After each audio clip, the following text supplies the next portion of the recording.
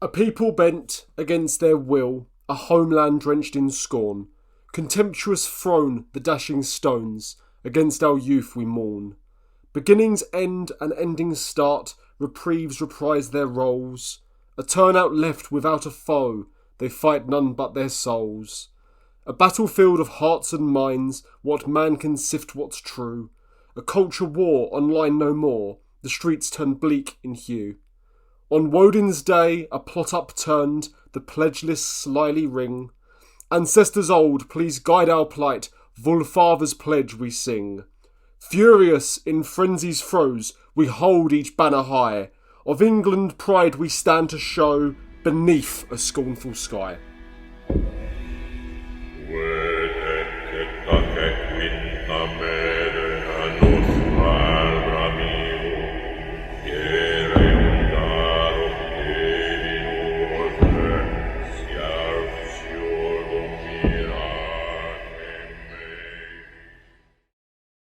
Good health to you, and welcome to episode 4 of the Fire and Hammer podcast with myself, Gofi Cornwell.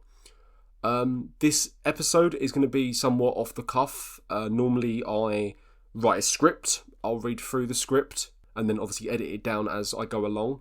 This is going to be a bit more raw. There's less notes being made, just because this is a topic close to my heart and I want to express my true opinions on the matter and not just read a pre-edited script where I'll have time to edit it and take bits out that I don't feel are appropriate. This is completely off the cuff. This episode is going to be titled Britannia Bleeds, and it's about the Southport protests, but mainly it's around the topic of freedom and technology, because both of them have become quite a prominent factor in this more recent event that's happened. For all of you who aren't in the UK, and even those within the UK, we know what's happened in the last month, going back into July. 8 girls were stabbed at a dance club in Southport in the north of England. And as a result of the stabbings, there was a mass wave of protests across the UK by the white natives. And unfortunately, it's resulted in the government having a massive backlash against it and trying to crack down on this natural organic protest towards not wanting our children to be murdered. Just to kick this off, before I go into full detail and cover some of the topics that we'll be going over, I want to quickly read the names of the 3 children who were murdered because they've been released. Obviously, we don't have the names of the other 5 children who were stabbed but thankfully survived, as obviously they're minors. But of the ones who have unfortunately passed away, I want to quickly read their names. Bebe King, 6. Elsie Dot Stancombe, 7. Alice De Silva Aguirre, 9. As a parent myself to a young daughter around the same age as those children, when the news first broke to me of what happened, it broke my heart completely. Living in a country where this could very much happen to any family, and it's just a case of being in the wrong place at the wrong time. It is really disheartening to know what kind of country we now live in, and to what country Britain once was, and what it could be if we had an actual folk will towards changing things. Nonetheless, we'll begin with the topic. The main point of this episode, and why I've decided to cover this episode like this, is because doing what I do through the Order of the Sacred Manabund, I have a lot of contacts around the world. It could be America, it could be Australia, it could even be close to home like Ireland or the Netherlands. I have a lot of friends and obviously close colleagues who are in obviously various countries, and I was bombarded with a lot of questions when this all kicked off. I wanted to know what it was like on the scene, seeing this all unfold. And unlike a lot of other English pagan creators, for want of a better word, I live in quite an urban built-up area, living just outside of London. So thankfully, nothing came to my door, but I did see a lot of what happened firsthand. So I thought I would not necessarily relay my personal experiences of it, but just cover it as a topic and as a means, as a priest, to take this time to really express my views on what's happened and really the issues concerning the, obviously, government. So we'll get on to the first point, which is, Why did the Southport stabbings occur? Which is one of the most common questions that I've been asked. For those who live in Britain, it's not that, it isn't that surprising this has happened, which is quite horrific. For those outside of Britain, I'll just explain. Britain has a horrendously high knife crime and a lot of issues when it comes to violence from immigrant groups, especially against natives. For those of you who don't know, this is both perpetuated by these immigrant groups, but also facilitated by them as well as by the authorities, in the most prominent example being the grooming cases that had happened in the last 2 decades. It's estimated that around 1 million children have been molested by these immigrant grooming gangs in these past 20 years. And unfortunately, the police were complicit in quite a lot of that by not acting. Nonetheless, for the actual violent offences themselves, in terms of things like acid attacks, knife attacks, etc., it's not unheard of for our culture to have such a bad knife crime. Now, I know that America does actually have a worse knife crime per capita, despite having obviously far more guns. And it's somewhat of a misconception that we don't have guns in this country, because we do. They're just much more regulated than in the rest of the world. And with this knife crime, it is quite common that it occurs around very highly urban areas like Birmingham, Glasgow, and even places like London, as opposed to, obviously occurring in like basically villages and stuff. So yeah, there is this massive issue with this, and with the stabber himself being the son of immigrant parents who had come through this country from Africa. It's of no wonder why this happened. Unfortunately, it isn't the first case of children being murdered by immigrants.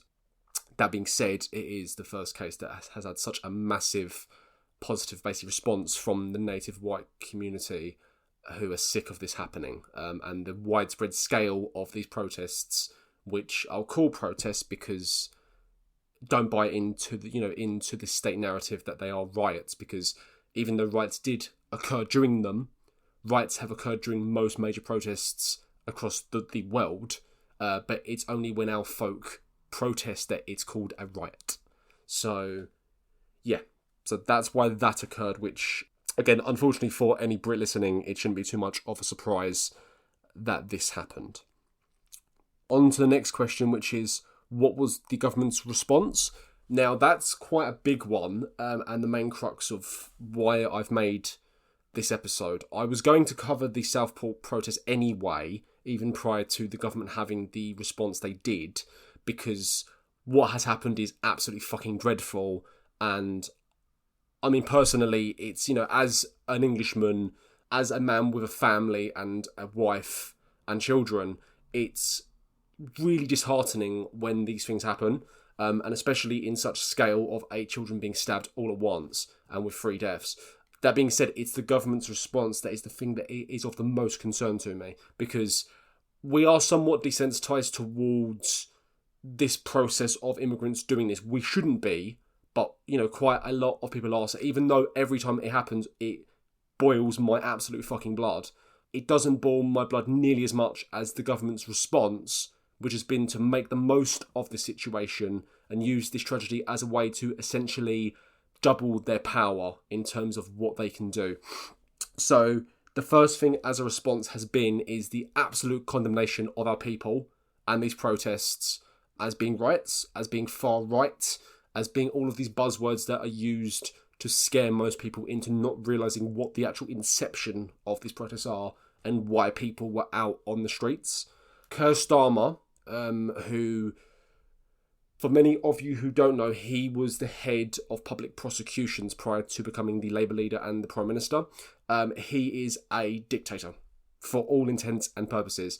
How he works, how he operates as a person, he is deeply anti-democratic, and more importantly, he's deeply anti-liberty.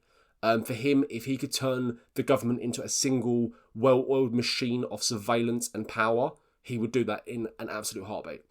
The Tories, while also probably having similar fantasies, have always been so disunited and useless in terms of how they approach problems that they've never been able to fully manifest themselves in any super dangerous way. Unfortunately, Labour are now looking like they are more likely to be that. How Keir Starmer has operated with this is by using the police as essentially as a wing of him oppressing the protesters and basically trying to squash them as quickly as possible. The police were completely idle when it came to dealing with any immigrant group that was also actually rioting, in terms of going around basically with obviously weapons, attacking people, turning out in these massive numbers purely just to engage the protesters and try to basically quell them. The police put down the protesters who they viewed as the lesser obstacle while still allowing these immigrant groups to run riot and to inflict mass damage across the country. That being said, this isn't too surprising considering what the police have done over the past few decades, but that's a topic for another day. So the government response in general has been an absolute crackdown. It's gotten so bad to a point where now they are using cybercrime as a way to try to not only break down on people who are organising the protests and trying to share information in terms of times, dates, etc., but now it's got to a point where even anything that is positive towards the protests, even the retweeting of information that is tangential to it, is now prosecutable. A lot of people in other countries will probably look at this and think, oh, that's not going to happen. Unfortunately, the UK has been having cybercrimes essentially being dealt with quite severely for the past decade or so. This idea of the police coming to your door over retweeting something isn't unfounded, and it seems to have massively ramped up since this has happened. The Labour government have a plan that by the end of the year, they're going to start basically releasing prisoners from cells as a way to deal with the overflow of prisoners. It's called Operation Early Dawn. And unfortunately, it's looking like the prisoners who have been arrested as protesters are now going to be taking the places of actual violent murderers and other criminals who will be released early from their sentences to walk the streets freely. There's one such case that I read of a girl who was stabbed by her ex-partner. He was imprisoned in May, and now he's looking for a release in November. So 6-month sentence for stabbing somebody, but for engaging in a protest over 3 years. So yeah, the government response in total has been to, as always, never let a good tragedy go to waste. They've used the protest as a means to ensure their own power, to reinforce power, and more importantly to grab for power, and there's no end in sight to what they will do. They're already looking at increasing facial recognition on a massively unprecedented scale as a response to these protests, which long term is going to make protesting much harder. So at every stage we need to be fighting them on these choices, because social media really is the central point around which all of this stems. It was social media which was used to organise these protests. It's social media that was used to spread massive disunity towards the government in a positive way, to ensure that their bad choices and their bad decisions were being aired publicly and not hidden. The media used social media as a way to propagate their propaganda for the system and to ensure people didn't see the truth of what was happening. I know a lot of immigrant and far-left groups also use social media as a way to organise their counter-protests. All in all, social media is the thing that is the driving force at the heart of this. And if one takeaway can be looked at, it's that the protests themselves, their use of social media, is the only thing that allowed them to organise in such a sudden and rapid way. Without social media, there would be no way to organise on this mass scale. And even if there was another way, the access of social media by the far left, by immigrant groups and by the government would allow them to have much more rapid responses that would stop us being able to really get out there and protest. Because at its heart, technology is a tool for freedom. And this is one thing that we don't understand, especially in the general pagan sphere. There's a lot of fear concerning technology. There's a lot of concern in terms of how it's used, and all of that is completely justified in terms of what we see, from fingerprints to digital passports to these checkpoints that the European Union is trying to roll out. All of these things are dangerous applications of technology on a massively unprecedented scale. That being said, the only thing that can stop that and prevent that is counter-technology. There's no way to combat that in any kind of a technological way. Unfortunately, it's the case that with technology, like with cybersecurity in general, it's always an attack and defense game. The total abstaining from the process is not a means as a way to combat it. The only way to combat it is to be on the absolute cutting edge and to use as many tools as possible as a way to subvert control. One of the most important ways is the application of emerging technologies such as things like AI. These kind of things are the things that are going to allow us to push back against the advent of tyranny and the advent of authoritarianism.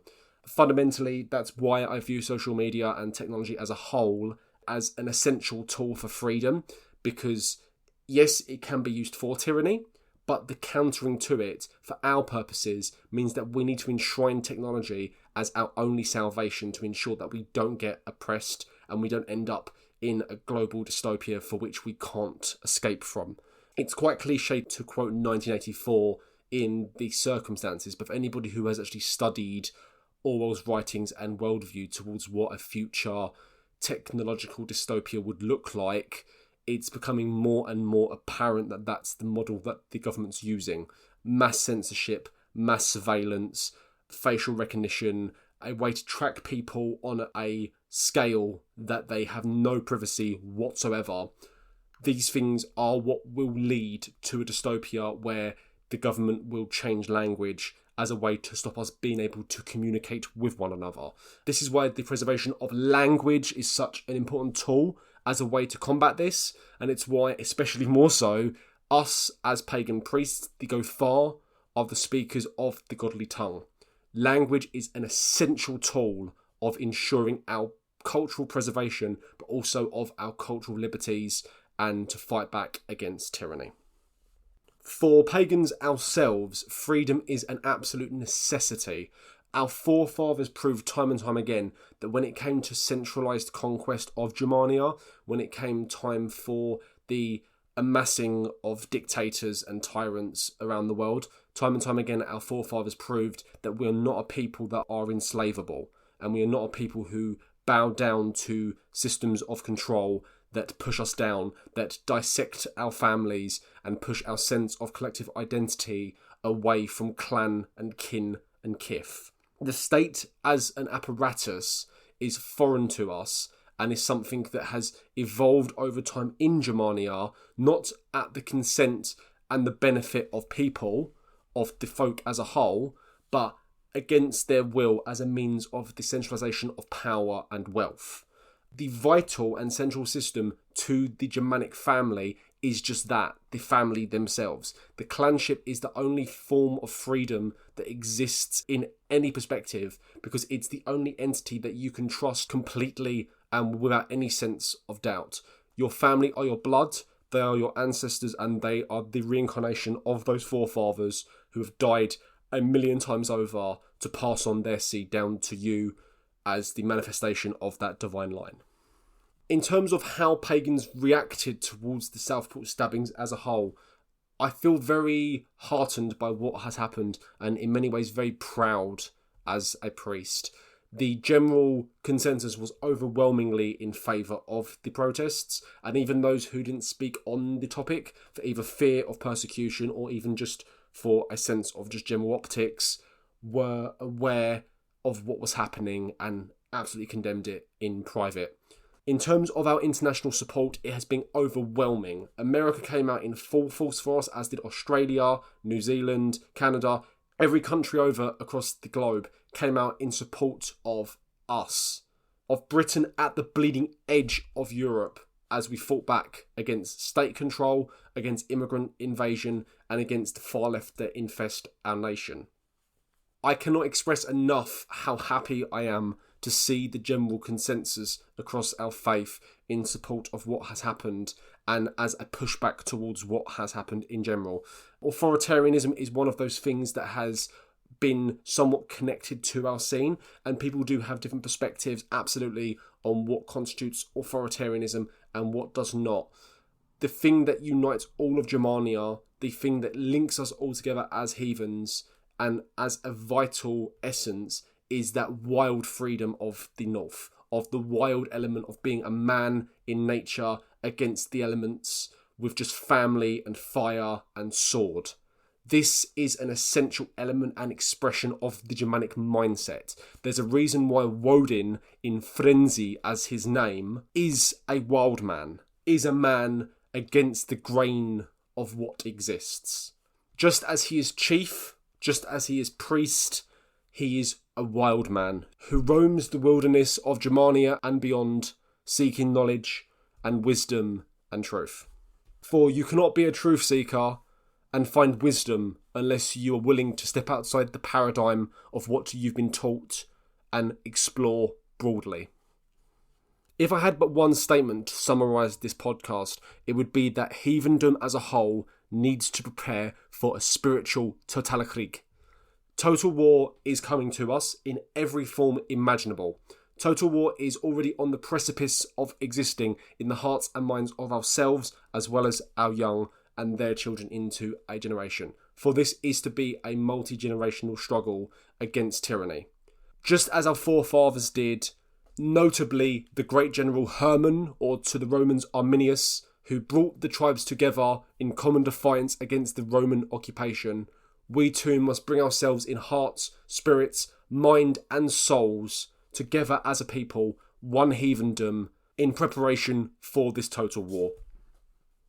To end, I will touch on why freedom is so important, if it has not been made clear already. Without freedom, we as a people simply do not exist. The Northern European is not an automaton or a machine enslaved to the will of its masters. The Germanic man, woman and child are a unit and force unto themselves. We are born of the dark forests and the grasslands to which we call home. We call our Lord Moon and our Lady Sun. We worship Woden, Chu and Thor in our sacred groves, and we observe rites within our holy temples. We are a people of craftsmen, of blacksmiths, of farmers, of kings, of warriors, and of priests. We are cast unto free, so saith Rig Heimdall. But most importantly, we are free, not just as a folk, but as multiple folks across all of Germania, for heathendom is one struggle against tyranny and one struggle for freedom, as a way of ensuring that our children don't just inherit what we have preserved, but what we have fought for by blood, sweat and tears over the countless generations to which Germanic men have fought. It's a time to end complacency and a time to start gearing ourselves towards what the future may bring, for better to be on our shoulders than on the shoulders of our sons. If our sons and our grandsons, and indeed daughters and granddaughters, are to fight this conflict, let us be the shining example of that which kick-starts it and are able to make it as easy for them as possible to pick up the sword after we have fallen. I wish each of you a blessed evening, or morning, or night, at whatever time you are listening to this, and I leave you with these simple words. Freedom is an absolute. Freedom is not something which can be bargained with or bought. It's not something which can be easily won, but can be very easily lost. Never lose sight of freedom, for it is all we have as a people. Hail the gods, and goodbye. Thank you for listening to the Fire and Hammer podcast. If you'd like to keep up to date with any of the Order's activities or the activities of any guests featured on our show, please see our shared social media links. The Order greatly appreciates your support, for it is the heart of the fire that keeps us alive. Hail the gods.